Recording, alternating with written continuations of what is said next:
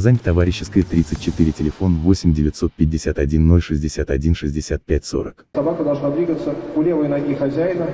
Точно выполнять команды, подавать предметы, помогать передвигаться. Собака-поводырь остается главным путеводителем для любого незрячего. Одна из самых крупных школ для подготовки таких собак находится в Подмосковье. Сегодня ее сотрудники показали, как собака справляется с задачей. Мы учитываем и вес инвалида по зрению, и рост, какой образ жизни он ведет. Исходя из этих данных, мы уже готовим непосредственно собаку-проводника. Ни один из существующих гаджетов не заменит собаку-проводника. Тот знакомый маршрут, по которому вы передвигались утром, за час он может в одночасье измениться. Как сделать собаку своим помощником, слабовидящих обучают за 10 дней. Сюда входят и лекции по уходу за животным. За 60 лет школа передала около 4500 собак.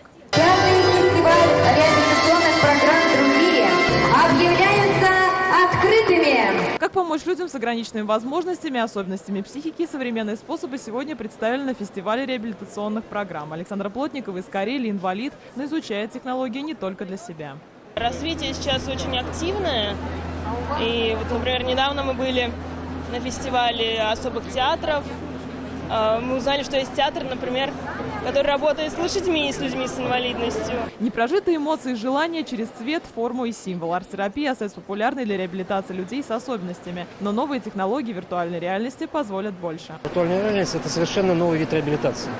Если мозг человека обманывается, значит, нам нужно научиться его обманывать. Мы погружаем человека в его среду, в которой он имел определенные навыки, эмоции положительные, чтобы максимально вернуть его в привычную среду после различных ситуаций. Благодаря современным технологиям любой человек может узнать о состоянии своего организма буквально за 3 минуты за счет этого мобильного робота. Здесь 10 основных критериев, среди которых рост, вес, давление, пульс и уровень кислорода в крови. Проверим? По словам врачей, в республике каждый год заболевают психическими расстройствами около 8000 человек, и помощь им остается крайне необходимой. Юлия Муратова, Марат Зайдуллин, ТНВ, Казань. Смотрите все новости дня, программы и фильмы в наилучшем качестве на YouTube-канале ТНВ. Подписывайтесь.